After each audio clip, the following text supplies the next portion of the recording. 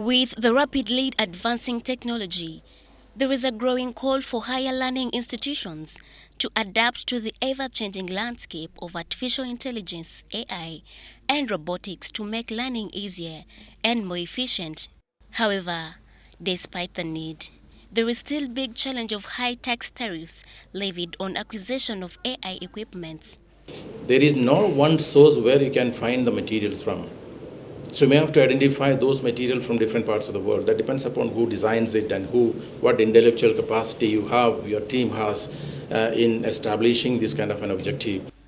The Commissioner General, Uganda Revenue Authority, John Musinguzi, noted that reduction of tariffs is a multi-stakeholder process and highly dependent on the economic environment. So what requires policy change, we'll make recommendations to government. And then government will take these proposals to Parliament, and Parliament will put in place the necessary laws that will support this kind of investment. But there's no doubt about it. This is a mission worth supporting, only that we have to follow that kind of process. Where we have reached with the world now, Ugandans must not be behind.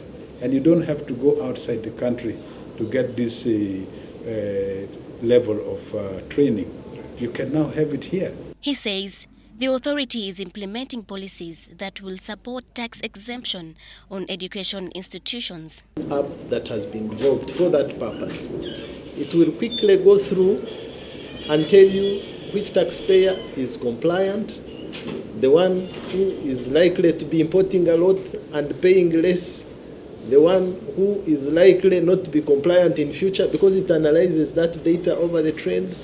To trace tax evaders, Musinguzi says URA is doing all the best to ensure compliance of all taxpayers and increase revenue collection. The components, the tables, every components, right? The total budget could be crossing like $120,000. Although Uganda has potential of adopting AI and robotics, the availability of resources to produce supporting technical components locally still poses a big challenge. The components, the tables, every components, right? The total budget could be crossing like $120,000.